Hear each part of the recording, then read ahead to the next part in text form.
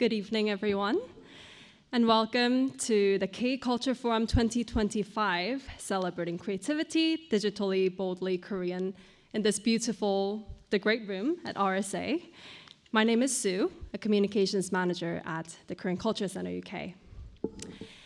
You may feel it every day that we are living in a time of constant transformation and unpredictability.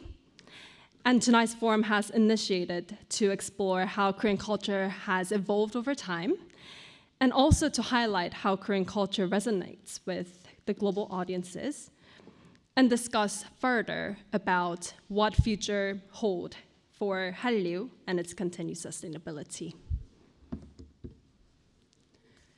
Digitally, boldly Korean. There's a reason why we chose the three words to discuss today's forum. To talk about the meaning behind them, we are very excited to be joined by four leading experts today. The forum will be moderated by Soo-min Hwang, a former head of BBC Korean, Dr. Seunghye Sun, director of the Korean Culture Center UK, Seungkyu Ryan Lee, co-founder of Pinkfong Company behind the global phenomenon, Baby Shark, and Dr. Dobin Choi, lecturer in Korean and comparative philosophy at Leiden University, will join us tonight as our panelist. Without further ado, ladies and gentlemen, please give a warm welcome to our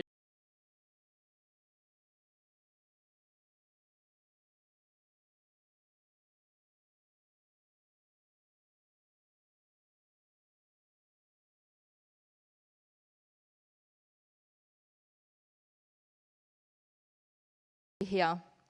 And I welcome you guys once again for the part one of the K-Culture Forum.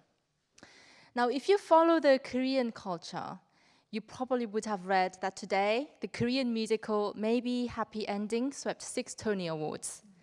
It's South Korea's first Tony, but in the past few years, we've frequently seen Korean cultural products taking a global stage.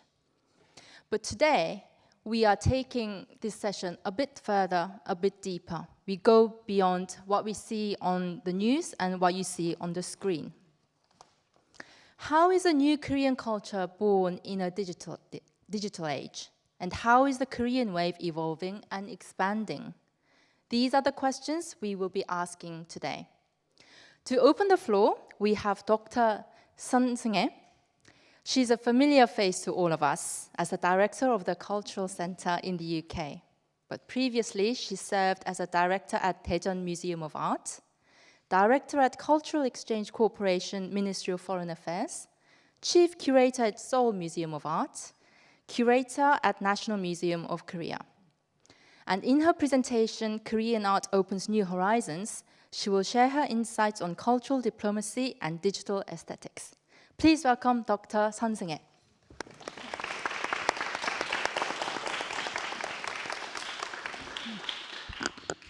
Hi, everybody. It is my great honor to talk today. And Korean art opens new horizons in the digital era. I define K-culture as celebrating creativity, a culture that expresses its digitally, boldly, and in distinctly Korean way. At its heart lies a sense of emotional affinity, as inclusive aesthetic that brings people together. I see Korean culture as a new form of cultural heritage, co-created by people from across the world. Since 2020, I have been exploring how culture and artificial intelligence can evolve together. The Korean Culture Center UK, I analyzed the emotional expression of the pensive bodhisattva using open access AI. It revealed a powerful mix, 46.7% happiness and 40.9% anger. This blend of hope and suffering reminded me BTS message, love yourself. Even in hardship, it whispers, love who you are. The pensive bodhisattva is national treasure number 83, crafted in gilt bronze and standing 9 centimeters tall or just under 3 feet.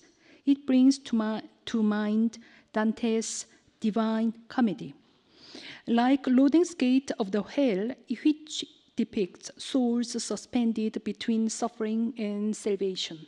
This figure reflects on the future of the humanity poised between the divine and the human.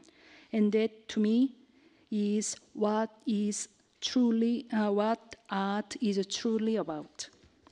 The National Museum of Korea housed two pensive bodhisattva statues. One of them features a crown adorned with sculptured mountains, picked a striking and poetic detail. This very piece was exhibited at the Treasures from Korea exhibition at the British Museum in 1984. Two pensive bodhisattvas are on display in the room of quiet contemplation at the National Museum of Korea. But for those who can't travel to Korea, the Korean Culture Center UK offers a virtual reality experience of the statue. This immersive setting allows us to engage with the sculpture in a deeply personal way, inviting quiet moments of reflection and emotional connection. At the Korean Culture Center UK, I reinterpreted pensive bodhisattva by combining digital image with AI-driven art. Digital heritage allows us to reimagine the cultural icons in endless creative ways. These works can now be experienced anew beyond the limits of geography or physical presence. The installation of Art Mind used AI to read facial emotions and turn them into waves, activating an ocean drum. The sound swept based on the feelings of the last 100 people. In this version, the pensive bodhisattva joins the audience together. Their emotion create a shared mindful sea. It is my first time to show this image here. Today, I am very honored to present virtual reality Seungkyu, One is All and All is One, a digital reinterpretation of one of the Korea's most iconic heritage sites. Located in Gyeongju, Seungkyu is a stone grotto carved in cosmic harmony. Through advanced digital mapping, this project opens new possibilities for preserving cultural heritage. Now here in London, you can step into the sacred space virtually. One is all is one becomes not just a phrase, but an emotional and inclusive aesthetic, a shared sense of unity, much like the feeling of experience through K-pop. This is not simply a visual experience, but a new way of being part of heritage. I will show a few slides from the virtual experience. After talk, you are welcome to try it yourself or book a session at the K-Art Lab opening this July. This one, you can experience like this one. Nearly 9,000 kilometers separate London and Gyeongju, but through VR, that distance disappears. You are now inside Seungkyu, and this moment crossed the time and space, something quietly connected, emotion. This early Joseon emotional affinity was deeply tied to political idealism. A powerful example is Dream Journey to the Peach Blossom Land, painted in 1447 by court artist Angyeon. It visualized a dream of Prince Ampyeong, King Sejong's son, and his longing for peaceful utopia. What makes it remarkable is that 21 royal scholars left personal reflections. Their writings show how art becomes a shared space for feeling, thought, and connection.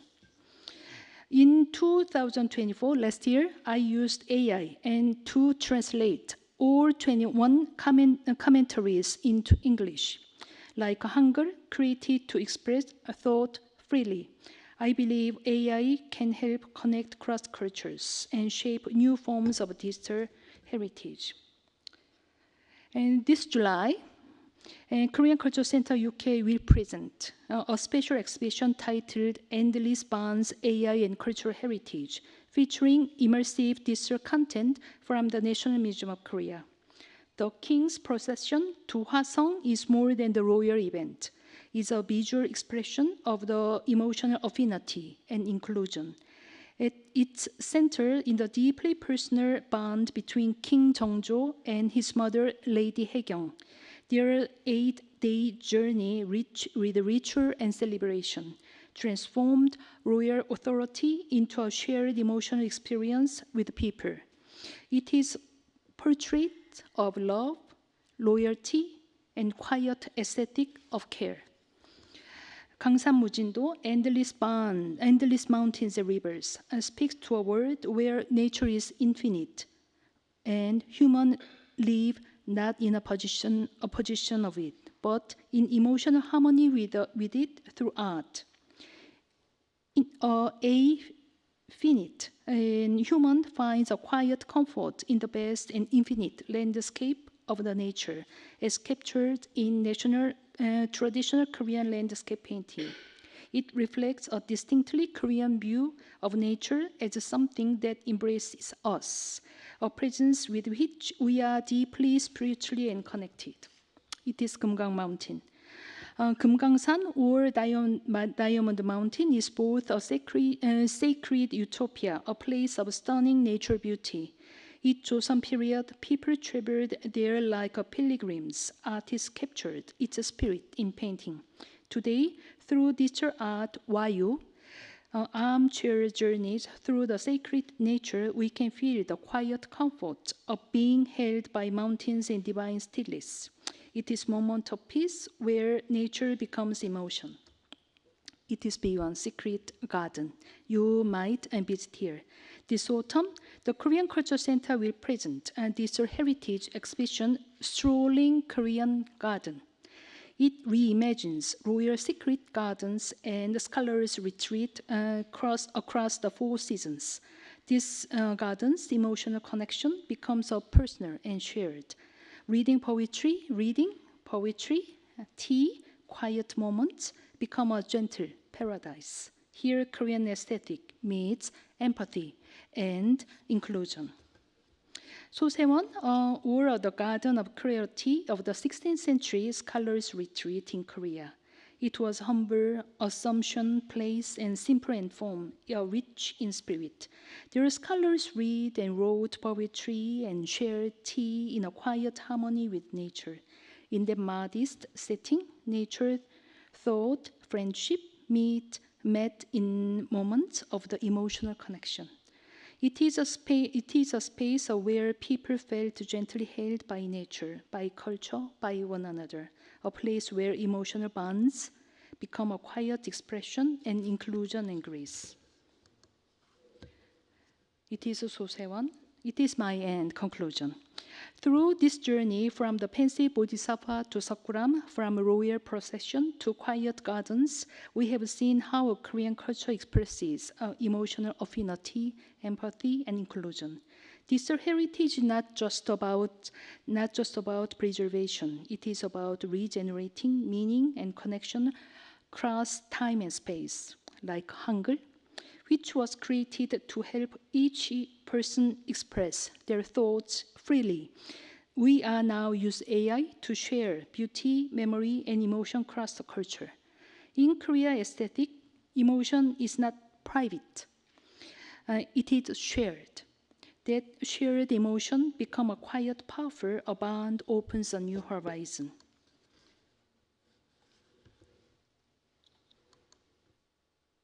Yes, I wanted to very shortly the video of VR Sakuram. What you can see after this talk, you can kind of put experience by yourself.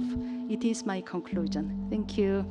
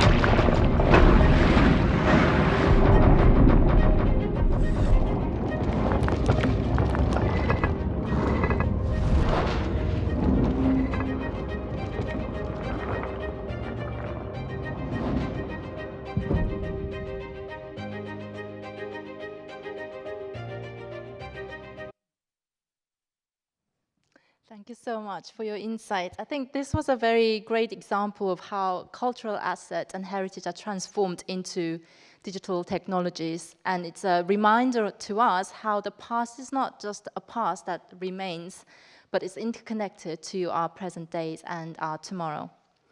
Next up, we have the man behind the song that has captured the heart of every children in this world. He's the creator of Baby Shark, a brand that is now globally recognized.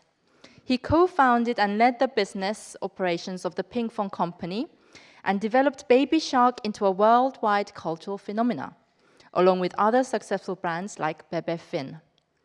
Pinkfong's YouTube channel surpassed 100 billion cumulative views and received Ruby Play button in October 2024. Please welcome to the stage Seungkyu Lee as he discusses strategies for successful K-pop expansion.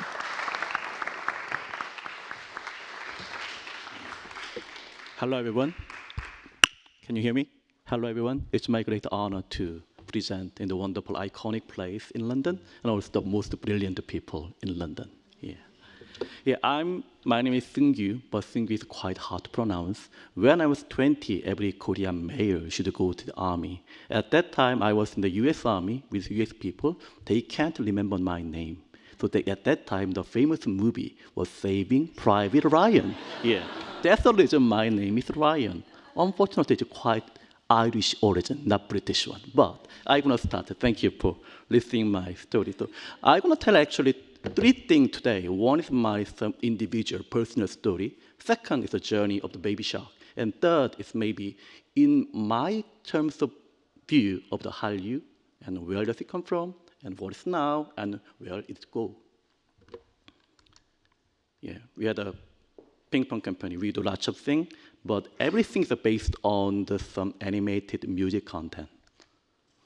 So before starting my business, I was in the gaming business around 10 years. At that time, I was working for some Nexon, the online gaming giant in South Korea, and after that I moved to some small company, and there I do lots of some sales and marketing, game design, almost everything except programming. So I think I'm not be the main actor, hero of the gaming business, so I think it's gonna be better to move out of the game.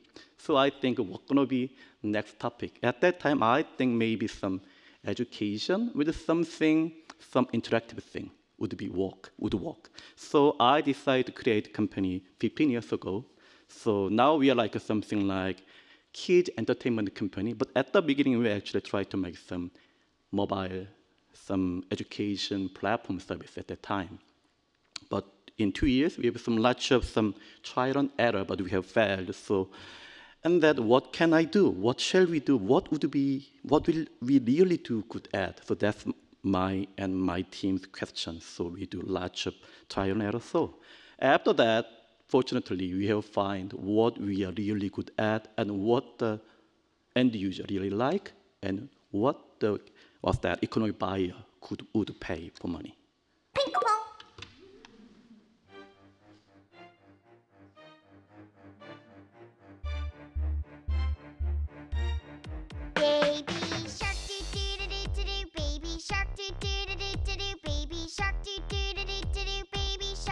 It's a very simple song. Baby, mommy, daddy, and what's next? Grandmommy, and then granddaddy. It's actually the viewpoint from the baby. So it's only 2-minute song that cover all the role, called not the real name and their position over the family. Then every people ask me, then what makes Baby Shark really successful?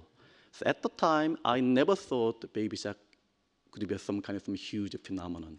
At that time, it was 2015. At that time, we had created more than 1,000 songs and music video. So we have some knowledge and experience, create content, and also we know what kids, our real consumer, likes.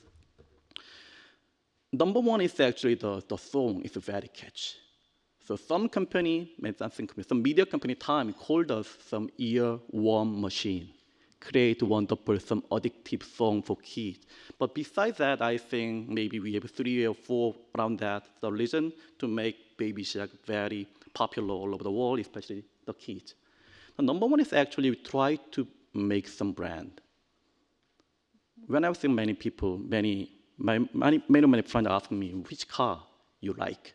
In that case, many things, Mercedes, Porsche, right?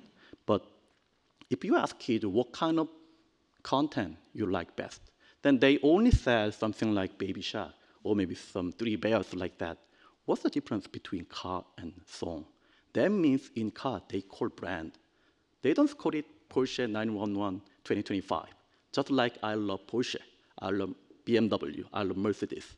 But in terms of kids content, they only say some specific thing. That means there is no brand in kids market. It's quite fragmented, and nobody think building a brand in kids business. So we would like to build a brand from the scratch. That's the Pinkfong. Actually, pink is the color what parents like, especially mom like, and Fong is come from fox. Because we think fox is quite, many people call it very sly, but sly is maybe a little bit similar to clever or smart. But all the smart animals are quite dominated by existing players, like dog, dolphin, owl. Owl maybe Harry Potter, anyway. So we think of what would be some, could it be make some difference? So we found fox. More than that, fox live in polar area and also desert, and even maybe some we heard many things like something Aesop fable.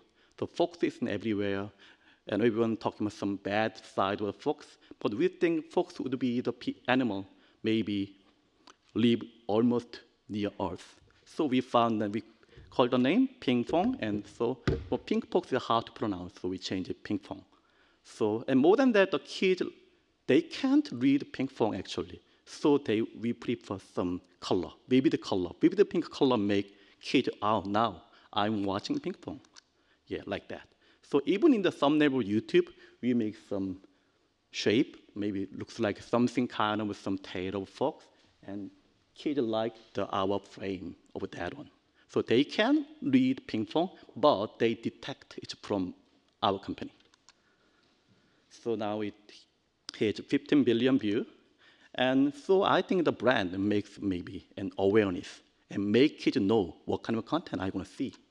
And number two, we have found that during our experience, especially boy knows society. They know who is strong, who is beautiful. But in kids content business, everyone in some thinking, kids should show some sweet and some mellow animal. So many, so like the butterfly or rabbit was that hero of the content. So we are almost the first company to invite, like lion and T-Rex, and what is the into the water, deep in the water, shark. Yeah, that's the reason we invite the shark to the hero of our content. So we should observe what real people, what end user really like. Yeah, that's what makes Pinkfong Baby Shark White syndrome. And the girl group I like the best is Blackpink. So I hope maybe they grew older, they got baby, then we're gonna make some collaboration, like Blackpink Fong. Yeah, that's my vision. But they wear something like some Korean style costume, but it's not old one. Something like, what's that? New miss some familiar. Someone called it maybe new million like that. That means just don't have too strange, don't like it. Too familiar, don't like it. Just find what real people like, yeah.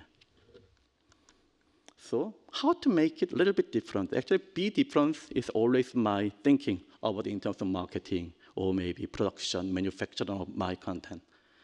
And Baby Shark is actually covered the family, like the song. So it's a family is actually universal value, the value what Disney really like best.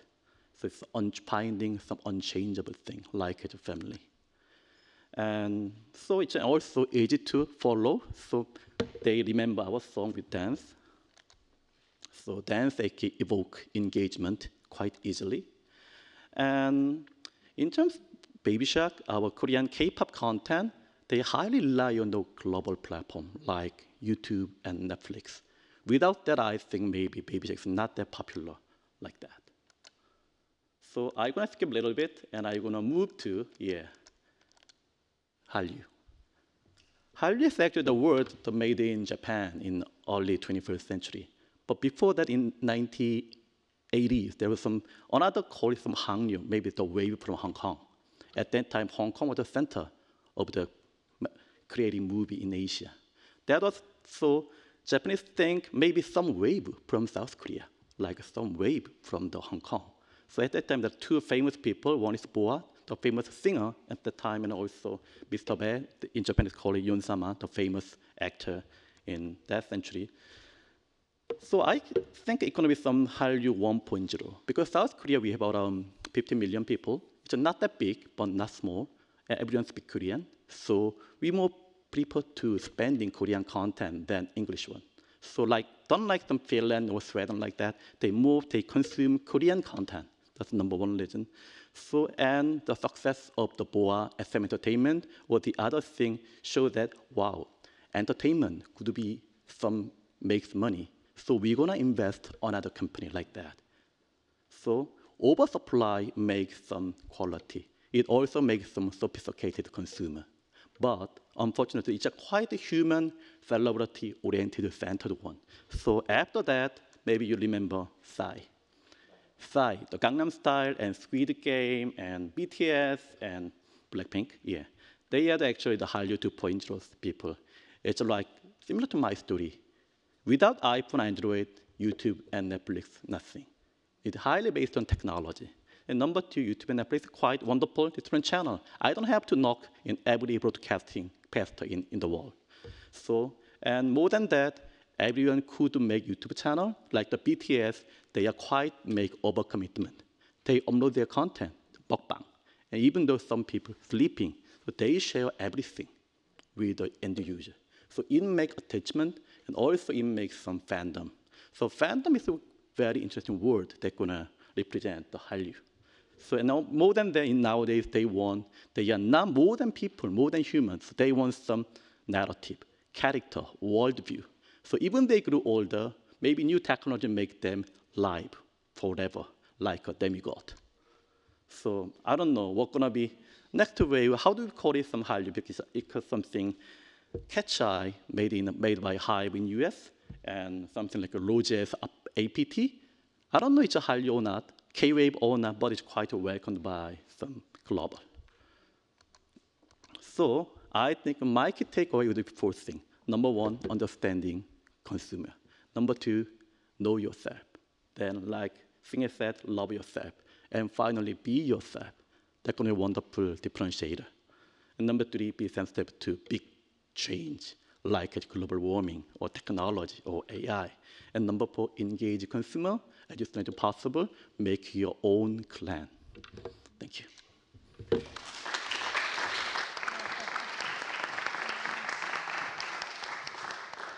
Now, I don't think Hallyu would be where it is today without a well-thought-out, well-executed business strategy like Pinkfong has displayed today. So thank you so much for sharing your expertise. Now, we've explored art, history, digital content, and even business and commerce. Now we move on to philosophy. Dr. Dobin Choi has been the first Korean to be appointed as a lecturer of Korean and comparative philosophy at Leiden University in Netherlands. He holds bachelor's degree and master's degree in aesthetics from Seoul National University and a PhD in philosophy from the State University of New York in Buffalo. Recently, he served as an assistant professor at Kookmin University and has published 2 books on art in Korea. So please welcome Dr. Dobin Choi.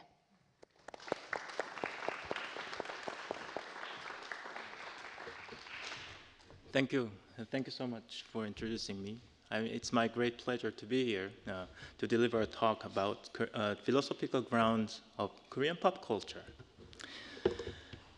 So the 2 speakers already talked about what is digital and what is bold move, and my turn is about explaining what is Korean. So I picked this image as a starting image for this talk. What do you feel? So typical street view at night, perhaps 11 p.m. in Seoul, and we feel some kind of energy and passion and some aspirations and desires. So I picked this image from this news article. Last December, Independence wrote a special issue on Korean Wave, and they used this image. For my surprise, this image is the central image of Korean studies in Leiden, which is arguably the largest Korean study department in European University. That raised me a question: why European people are interested and attracted to this image? It's actually the same image. So I want to explore the concept of Koreanness. Since Socrates, we philosophers did the same job. Just ask questions and try to answer it and make a justification by reasoning. So asking what is K is my job. But it's not easy. So for me, I want to cast a philosophical phrase to explain a part of Koreanness. I dubbed it as paradoxical dynamics. Korean culture have dynamics and passion as the street view, but the force of the dynamics is somewhat paradoxical, because Koreans have aspired for accomplishing imported ideals for unique self-identity. So because of the geopolitical location of Korean Peninsula, we've acquired many philosophical thoughts from outside, and it became the ideals of the time. However, Korean people digested that imported ideal, and they aspired to pursue the universal value the imported ideal conveys. So in Joseon, Joseon is founded upon Confucianism, and they wanted to practice the ideal of Confucianism.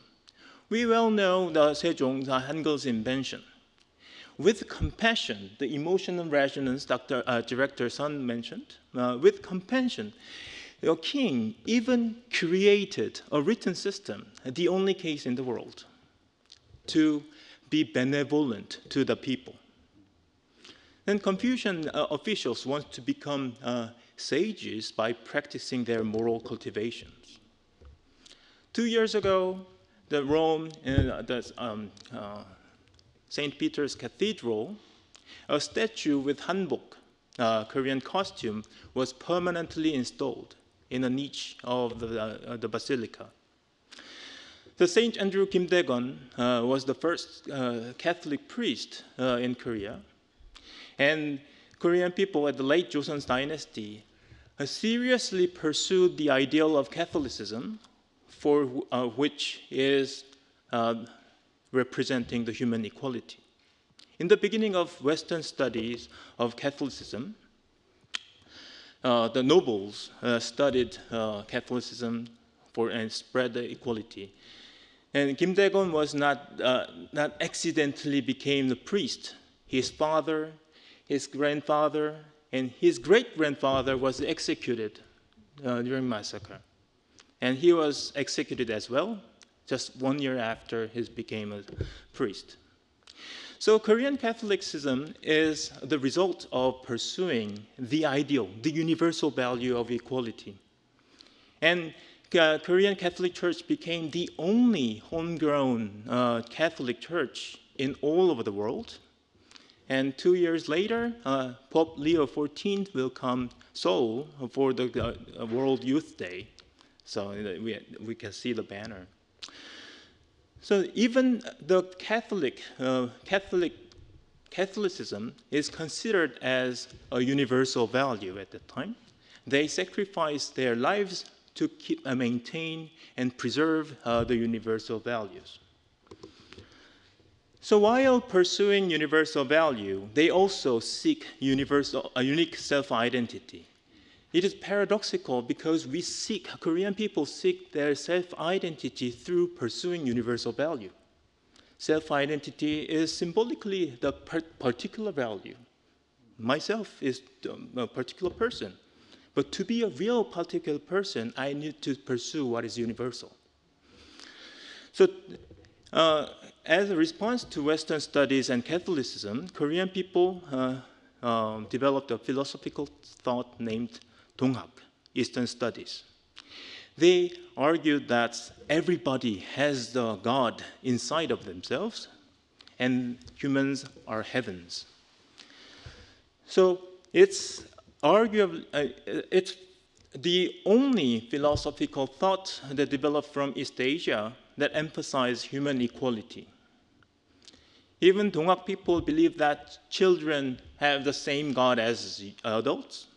So do not hit children is one of the lessons. And Donghak Peasant Revolution, which happened in 1894, is arguably the first homegrown democratic movement in East Asia.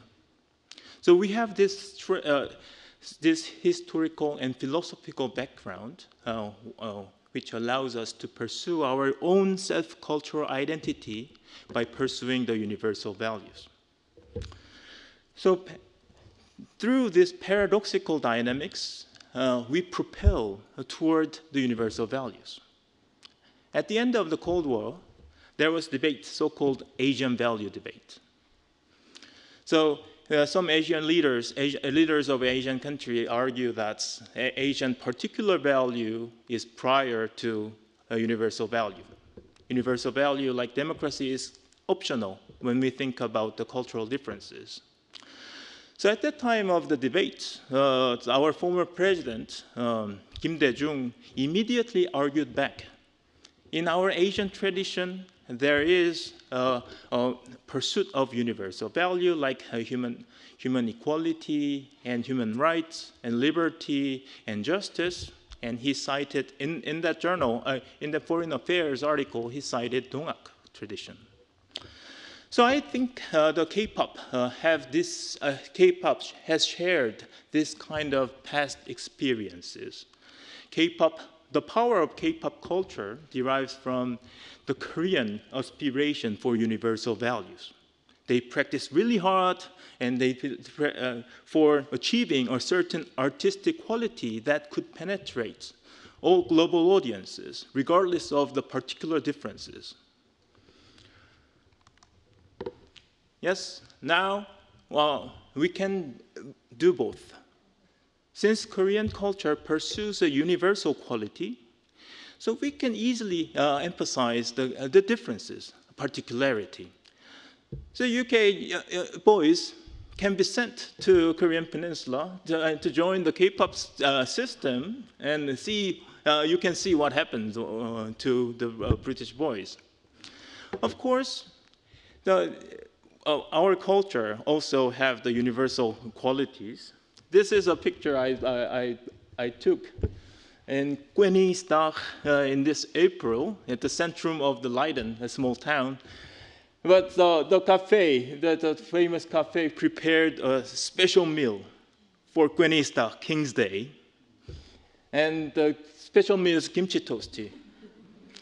Look at the nice assemblage between the gouda cheese and the bechu kimchi. So now, they don't need to recognize kimchi is a Korean thing. It's already universalized. That's one of the value we can appreciate. So last year, November, when Hangang made a speech in Sweden, she asked these crucial questions. Can the past help the present? Can the dead save the living?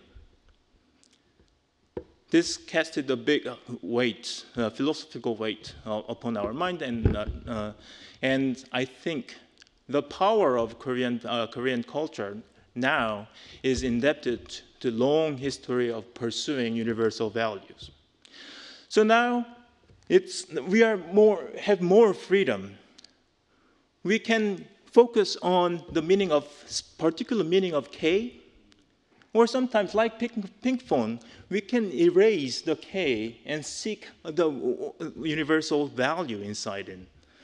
So now the power of, argue, the power of Korean pop culture comes from the long philosophical tradition of pursuing universal ideals. Thank you very much.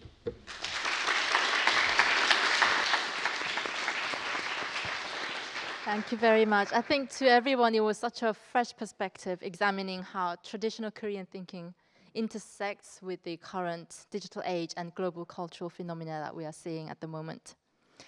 So that is it for the speeches, and I'm sure we have a lot of questions from the audience. I think my colleague has a mic somewhere, so if you would like to raise your hand up for any questions that you have to our esteemed guests, please feel free to do so.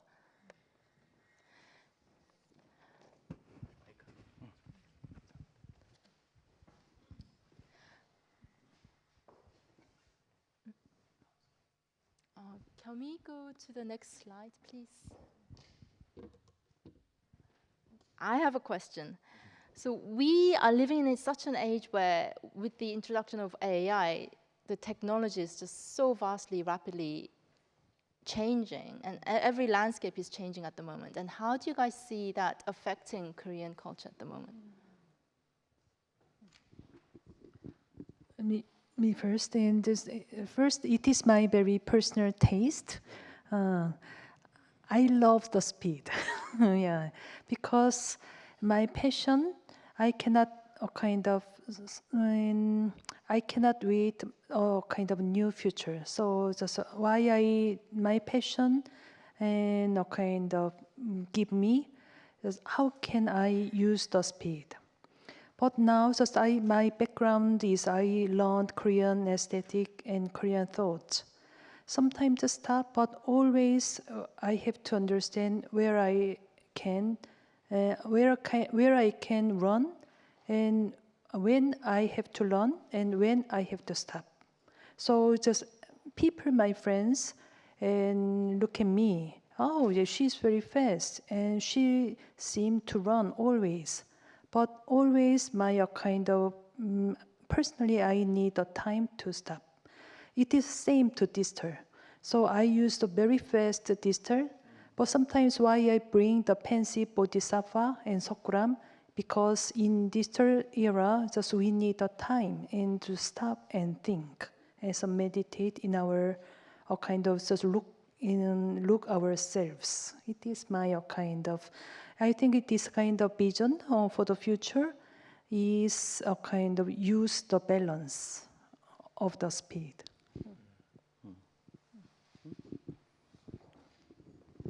Yeah, in terms of me, many of some technological innovation was held in distribution of content before, like iPhone, Android, Apple, YouTube, Netflix. But in nowadays, the AI is actually during the manufacturing of the content side. So before AI, many people ask me, is it right time to starting new content business? So at that time I said, no, mind the gap.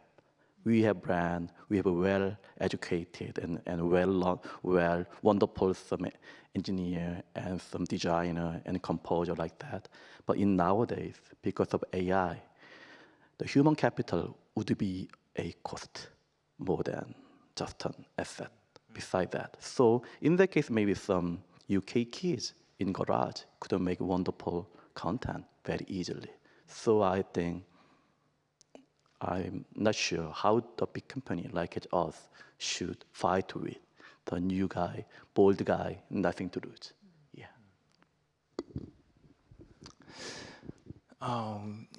We have difficulty in philosophy world. AI is biggest threat to us because we need to educate people to ask questions. However, AI can easily make questions and answer very rapidly. But with regard to Korean culture, I think AI could be could offer us a good support to spread and extend the Korean cultural influence. Because as I argued, Korean philosophy have been immersed in the philosophical question about universal value. So by using AI, perhaps we can develop more about cultural discussion or discourses about the Korean value, which is particular but universal.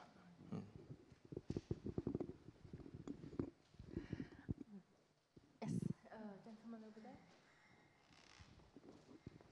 Thank you.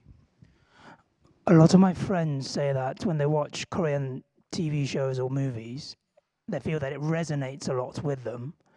Is that something that you feel is an element that drives the desire for Korean content? And if so, what do you think it is that makes it resonate with a lot of very varied and diverse people from Southeast Asia to South America and Europe?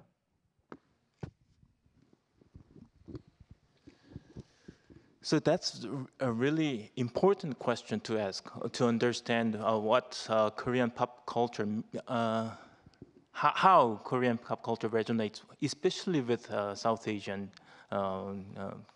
people. So one of my answer, I think that's one of the interesting aspect of Korean pop culture is there is no implied predominance over other culture.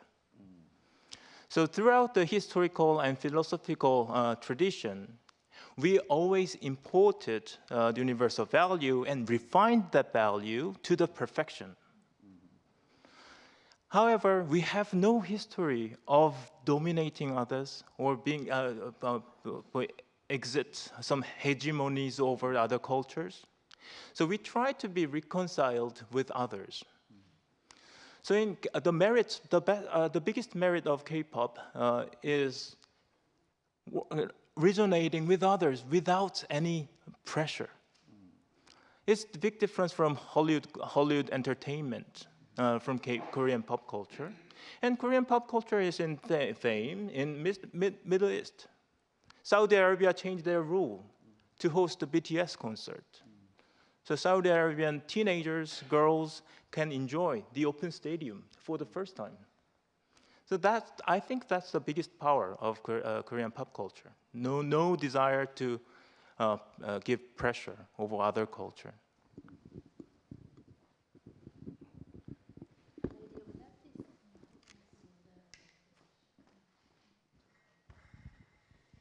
Thank you.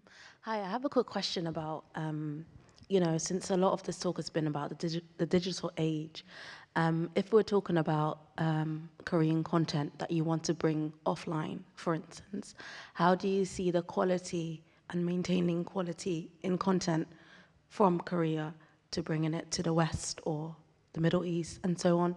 And do you think that's being maintained? Because if I give you an example, for instance, if you're looking at some of the big K-pop artists, when you go to Korea and you go to a concert, for instance, the experience is very different to when you go to a concert, even at the biggest stadiums or arenas here in terms of production or support or funds, etc.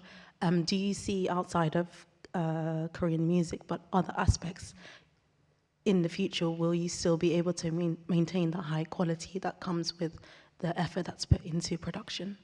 Thank you.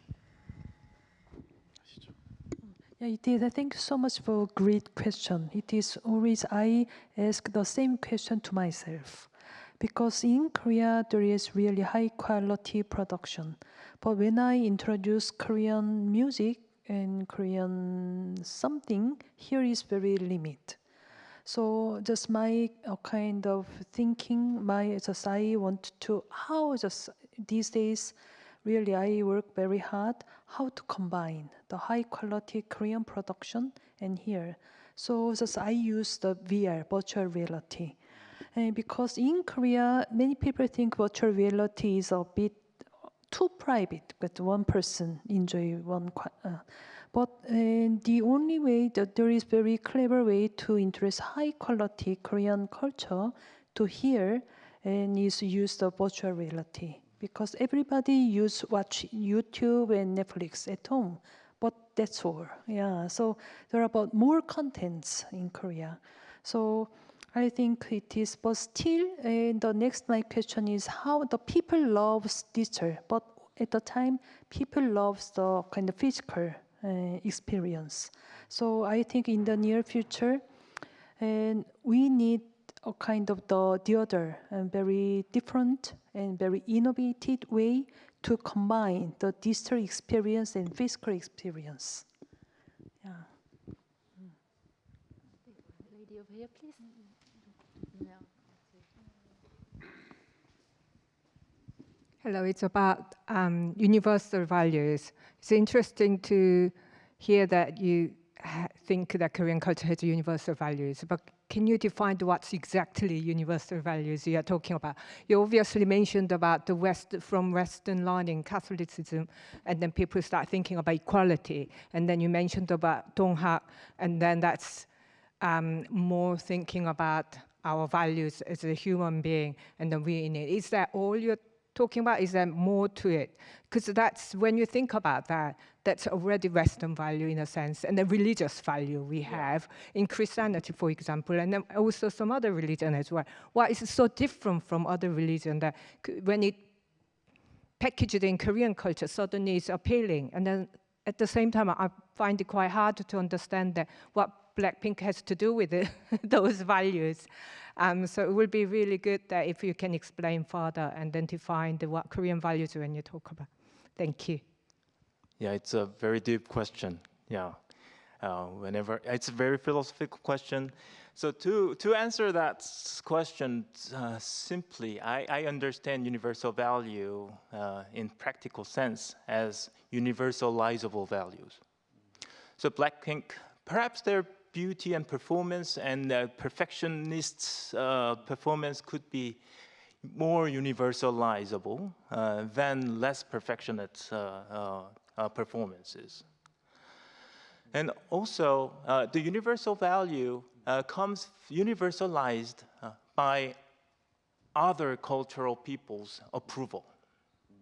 For example, human equality endorsed by Donghak, or becoming virtuous person endorsed by Confucianism could be universalizable because in Britain, I'm working on British philosophy as well, but that's my true major. But the British also thought being virtuous person is the ideal of a individual human being. The same aim can be universalized, and that could replace the universal value. So liberty and equality and freedom and justice. So many Korean dramas have the tincture and the seasoning of direction towards social justice. That could be understood as universalizable. Thank you for that question.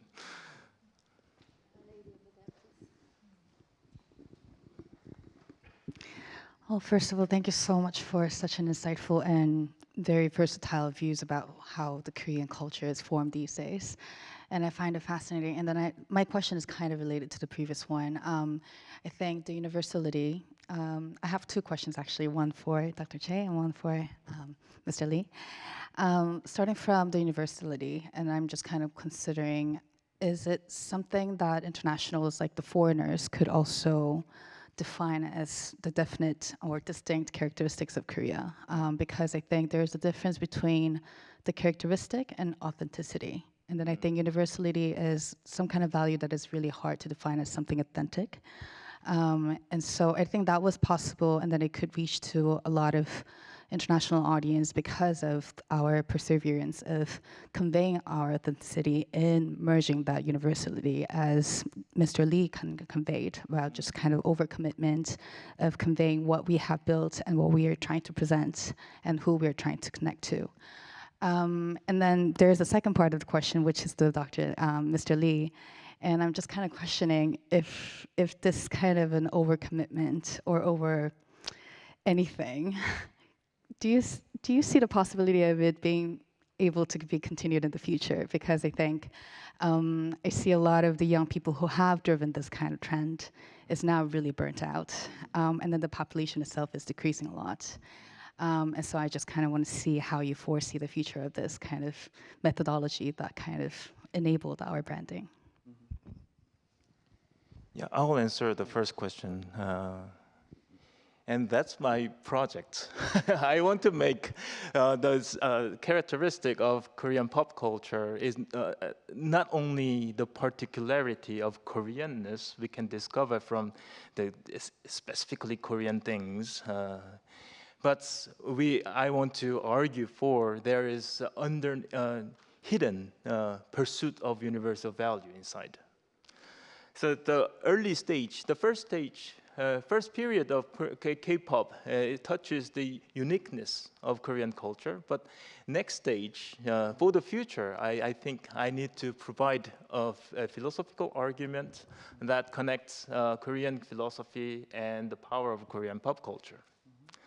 So I have that kind of project inside of my answer. So I will develop more. Thank you. Yeah, I want to tell one story. When BTS coming out, the existing player like SM Entertainment, JYP, don't allow BTS on the television. That's the reason they try to upload their content on YouTube. But it's actually the bad thing became the wonderful thing. So nowadays, everyone follows BTS way, but nowadays everyone knows. So we need the new people, new group need another way, their own finding. It could be very difficult, nobody can do, but should find their own unique way, how to sell yourself, your vision to the user in the world. I think we have time for one more question. I think the gentleman over here had their hands up. Hi, thank you very much for your speech today. I kind of want to link to the previous question as well on the sustainability of this current trend, the Korean trend, because I think everyone's jolly and happy about that we have it now, but no one's talking about how can we maintain it going forward.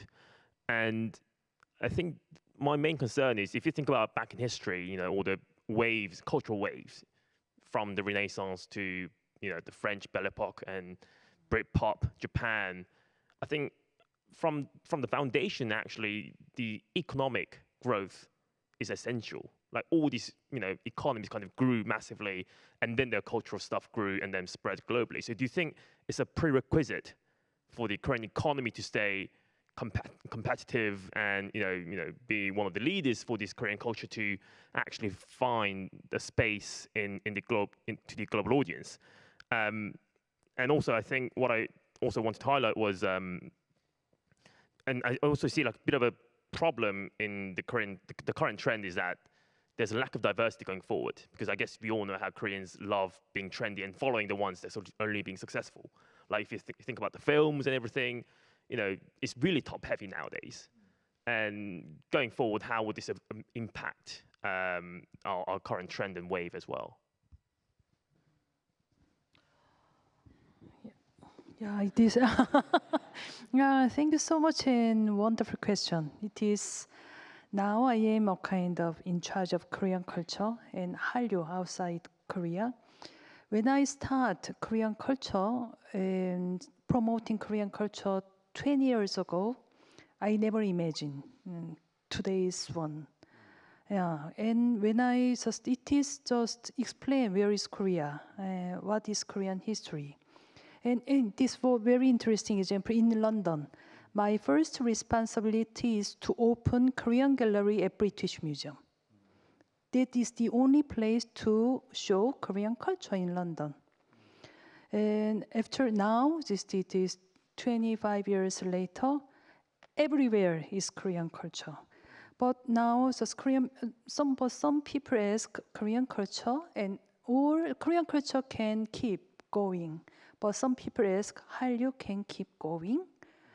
But now I have one answer, because I can say it is Korean culture and K culture is different. Korean culture is by Korean people, but now K culture is not only by Korean people, by everybody and all around the world, because it is digital era. Because K culture is not limited to Korean culture, so I can say might be the different two track, Korean culture has the one future and K culture has different future. So it means K culture has a kind of sustainable, the other are kind of some kind of movement in 21st century. It is my answer. Yeah.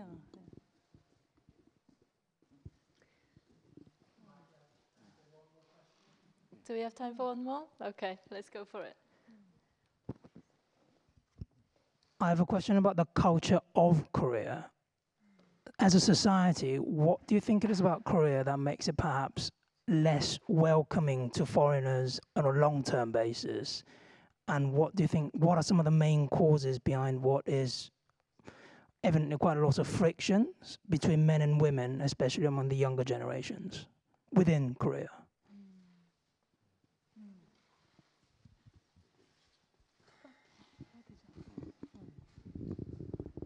So, sorry, could you repeat? Could you repeat the summary, the question again? Sorry. Both parts, or just the? Should I read the whole question? Okay. So, on the culture of Korea, what is it about the society of Korea that makes it slightly less welcoming for foreigners on a long-term basis? Yeah, yeah. And then the second part was, what are some of the causes behind a lot of the friction behind the men and women, especially among the younger generations? Oh, thank you. So there is always the flip side, dark side of Korean culture and any culture and anyone. I've been an immigrant for more than 15 years. Immigrant in the US, an immigrant in Netherlands, and it's been always the political issue. So I felt the not less welcoming every time I go outside. So it's not just the problem of Korean society, but it could be a global problem. But regarding the gender distinction and many kinds of distinction issues, so we have experienced so-called compressed modernity for more than 50 years, while surviving the compressed history, the individuals has to compress their lives as well. So it is kind of byproducts.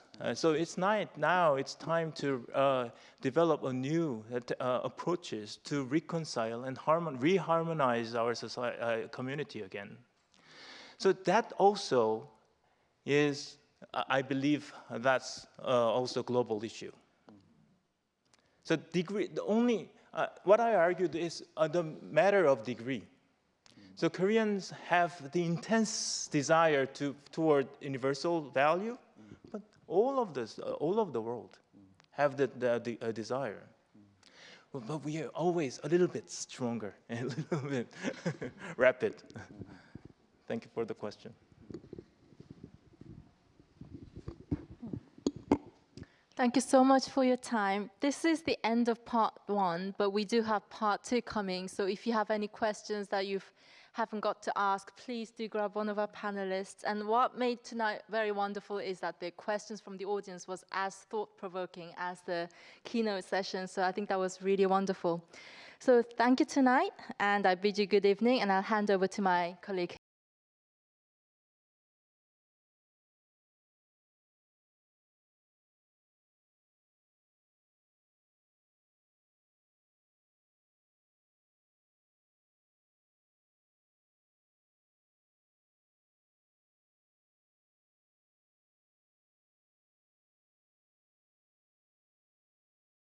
To all of our speakers and moderator, please.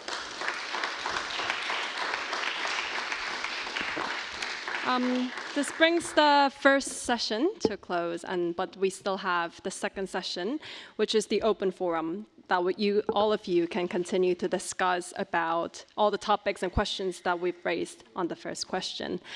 Before that, I'd like to introduce one of our colleagues, Kylie, to introduce about our special session for today, which is VR experience.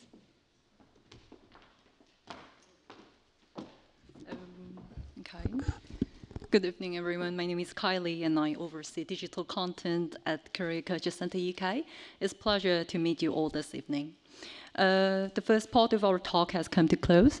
I'd like to warmly welcome you to the second half of our program. This will take the form of an open forum and networking session, so please enjoy the light refreshments and canapes we prepared.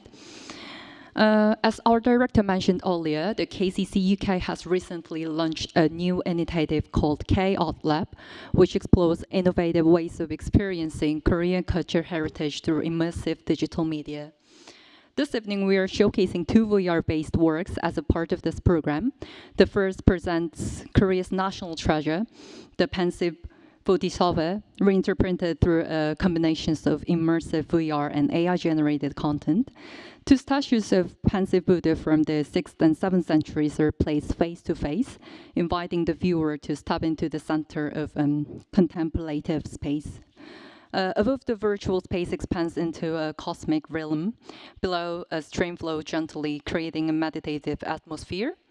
Together, they invite the quiet contemplations and emotional presence, supported by AI-generated pottery.